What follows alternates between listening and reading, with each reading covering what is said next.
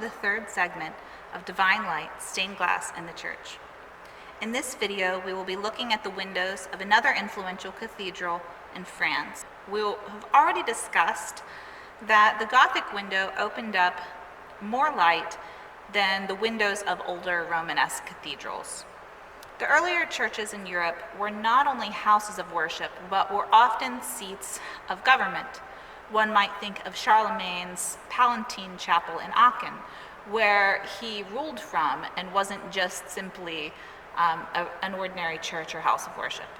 These structures were solid and defensive. They were meant to keep in the holy and keep out everything else. The Gothic builders began to open up the walls and widen the windows and allow in more light.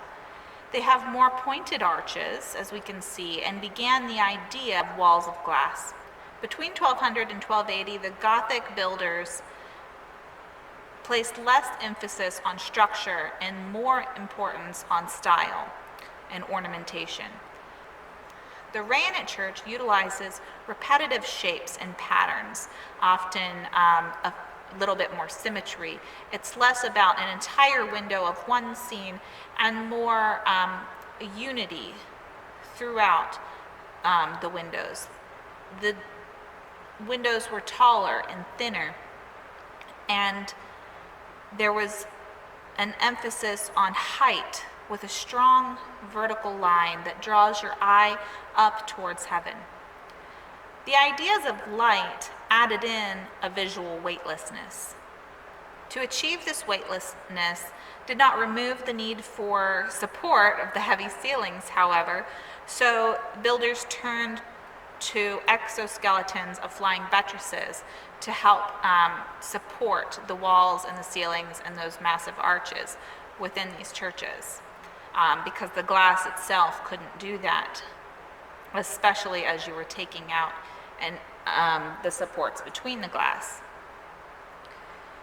The Rayonnette style is defined by its windows, specifically the rose window, where it's said that the glass radiates and the images radiate from the center, and that goes into the word, the French words for radiate lead us to the word rayonnant. Some of the most important examples of the Rayonnette Gothic style are seen in the windows of Notre Dame in Paris, Sashapel in Paris, Reims Cathedral, and Amiens. The style lasted until about 1340 and stopped due to the Black Death.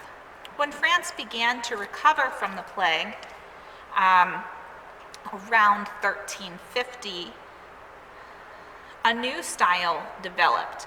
The French builders continued on with this idea of height and glass and emphasis on light, but increased even more the decorative quality of the windows, and a new style, the Flamboyant Gothic style, then was born and defined.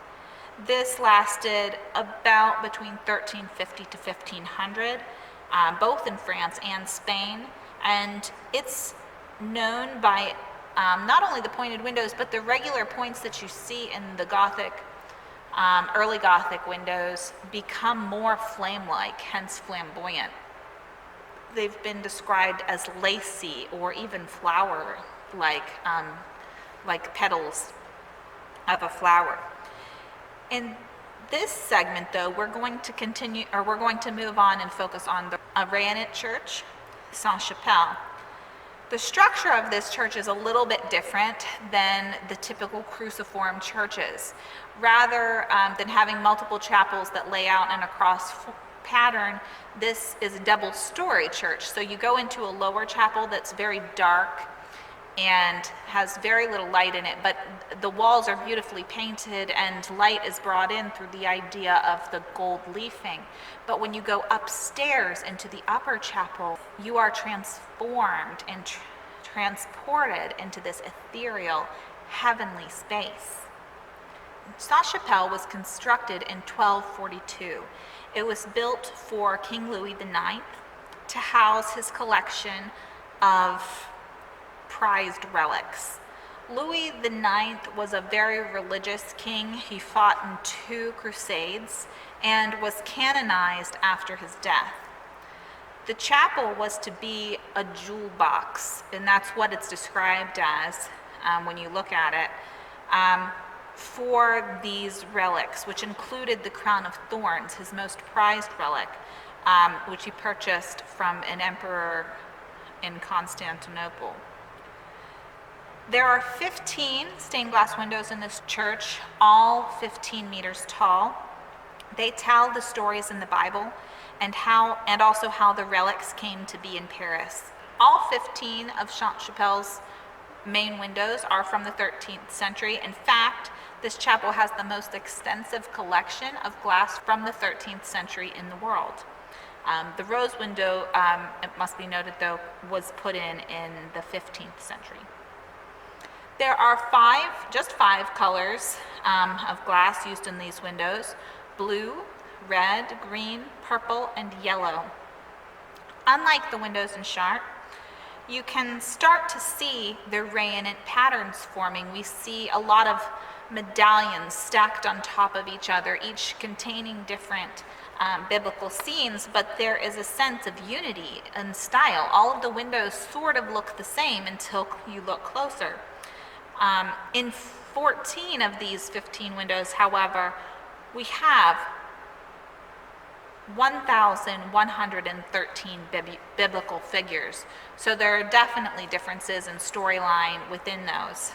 The images can be read from left to right, just like a book. The book of Genesis starts on the left wall and continues on until you get to the Passion of Christ at the front wall, which would have been over the shrine which held the crown of thorns and the other relics. On the right side of the chapel, you get into some of our other books of the Bible, Esther and the Book of Kings. The last window, then, of the 15 depicts the history of the relics themselves, how they were brought to Paris, the miracles that they performed, and how the French king triumphantly brought them to this final resting place. The biblical books in Sashapel stained glass windows are as follows. We see Genesis, Exodus, Numbers. Then we skip to the book of Joshua, Judges, Isaiah, and the tree of Jesse. St. John the Evangelist, and the childhood of Christ, the passion of Christ. St. John the Baptist and the book of Daniel, the book of Ezekiel, the books of Jeremiah and Tobias, the books of Judith and Job, the book of Esther, and the book of Kings. As we can see, looking into this chapel, the walls disappear altogether and they're really replaced with the glass.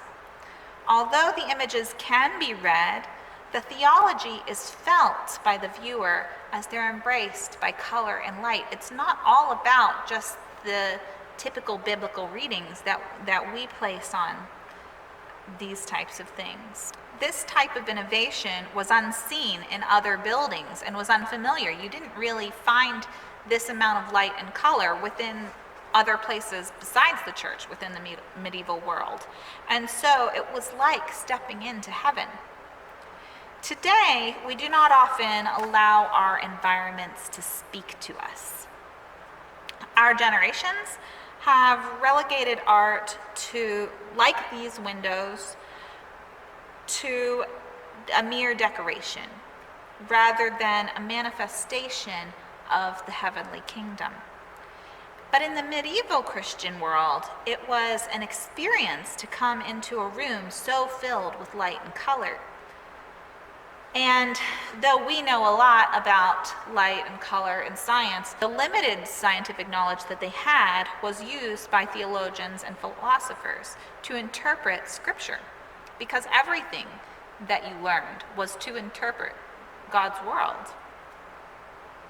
In the 11th century, optical theory was being developed using Platonic and Aristotelian ideas. Light and color became symbolic and was interpreted as the true knowledge of God.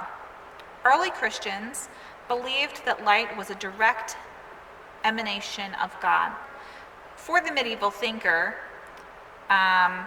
more specifically, light and color had a material effect, and optical perception was the doorway to direct knowledge of God. If you read late medieval texts, they interpret the effects of light as separate aspects. Light was categorized as a source and substance and was known as lux. And its derivative, lumen, was the diffusion and radiation of light, to illuminate, to diffuse. And color was light materialized on a surface. It was tangible, almost. It halted the passage of the lumen and stopped it from going anywhere. Two other terms that were widely used were claritas, which we sometimes find in theological writings. Light's purity is what that was. And splendor, the luminous emanation from the surface. These theories came from biblical descriptions of God as light. In the book of James, God is described as the Father of lights. In Psalms, in the Old Testament, it reads, "In thy light we see light. In thy light shall we see light." This image of a ray of light penetrating every corner of the universe, but remaining at one with its source, was assimilated with the divine logos, with the word. So even though light spreads and goes everywhere, it's all a part of the same light, of the same incarnate Christ, emanated from God. Theologian and Archbishop of Canterbury, John Peckham, in the late 1200s, aimed to comprehend the human perception of this twofold meaning. He subdivided rays of light into two categories, primary and secondary. The primary rays coming from the divine in heaven, radiated directly, and secondary rays were radiated from the primary rays. According to Peter Limoges' medieval popular writing, A Moral Treatise on the Eye, he writes, "After the resurrection, we will see heavenly light, and therefore God, with full directness. But before that, only at an oblique angle to the directness." Now, there are two ways to take that. For one, a lot of writings in the Bibles and in these theories and philosophies tell us that we cannot look at God directly. If we think of Moses, he was not able to look at God directly because of that heavenly, pure quality. And so we can only look at him indirectly through the other rays and offshoots, like Christ, for example. We can also take that as it's difficult for us to look and see God in our world right now because he is only here in spirit, and so we have to find ways to see him indirectly. We often say in the face of a child, in the sunset, or whatever it is, there are these indirect relationships with God until we can have that full direct view of him in heaven. Franciscan philosopher Roger Bacon determined that the oblique angle in optics provided the whole truth of things in the world, because nothing is fully tangible unless it's presented before our eyes. The eyes were thus understood throughout the Middle Ages to be a sense adapted for understanding God. So that's why it's so important, why there's such an emphasis on the visual. St. Thomas Aquinas drew on this heavily in his Summa Theologica, using the term visio not only meaning vision, but apprehension. To Aquinas, knowing was a visual process. Direct comprehension occurred when mental pictures were formed, and only then could they be stored in the mind for further contemplation. Early in Christianity's history, this was incorporated into the church buildings. As early as the 14th century, windows were aligned with solar movement to illuminate the interior of the church and/or certain artworks on liturgically significant days. The medieval worshiper would have been able to use this light as an indicator of temporality. Both the hours of the day, and thus their daily prayers, and the seasons, and so liturgical calendars. Both were a mainstay of medieval daily life and of work. And again, we saw that a little bit in the sharp window of the zodiac. This divine light would have lit up paintings within the church, bringing their brilliant colors into a spectacular brightness. During the medieval period, color was understood as light given a tangible form. Its most material aspect. Much of our understanding of perceptions of color come from the medieval period, and those rely on the writings of Robert Grosseteste's De Irida, which is the rainbow. Color, he explained, is light embodied with the transparent, diversified by the claritas, the purity, or the brightness, strength, and tenuity of the rays of light. At the heart of his study was a belief that God created the universe in an ordered and measurable way, and scientific research could lead us to comprehend, partially at least, the spiritual. Therefore, if light was an extramission of the divine, then color reveals its facets. Within a Christian context, colors had specific values depending on the circumstances. White was represented as hope and purity. We sometimes still think of that in those ways, and this was used for the saints' days, except for the martyrs. For festivals of the martyrs, they used the color red, and that more determined their idea of charity and divine love, which were also symbolic in red. Blue was to express hope, sincerity, and piety. Color developed as an attributive device. In a chromatic world in the Middle Ages, everything was in full color, whether it be paintings or windows, and those colors could be read by the church. For example, Mary Magdalene was most often portrayed in red. It illustrated her love for Christ. The Virgin Mary, which we all recognize in blue, was blue as an expression of her paradigm of purity and hope for mankind. Therefore, colors were thought to express essential characters and qualities of the divine being, not only representatively, but intrinsically and materially. Color held inherent value. It wasn't just something that we came up as a memory device to remind us of different functions. It really meant and held these meanings, expressing the facets of the divine. Light and color were considered both a symbol, but as realities of God. If we look at the windows of Sashapel, or if you are lucky enough to have visited or to get to visit, it's not hard to feel a sense of awe when walking into the upper chapel.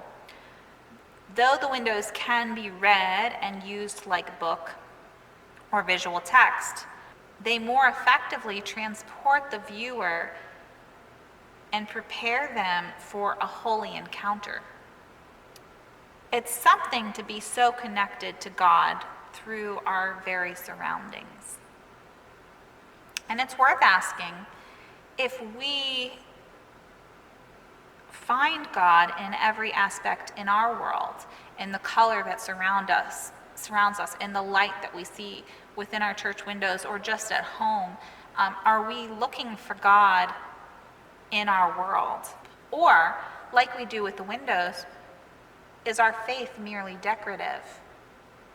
Is it something that we use to embellish our own lives rather than something that transforms us and becomes more meaningful and a part of us? So that's something to think about as we contemplate the windows and the glass. Does it bring more meaning to you? Does our faith bring more meaning?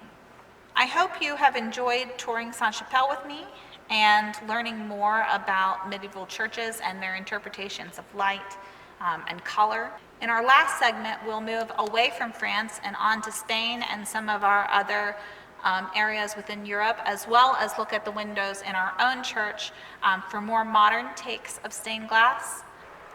If you have any questions or comments, please don't hesitate to contact me at the email below, or for more great faith formation series, please go to our website at lakewoodpresbyterian.org. Thank you.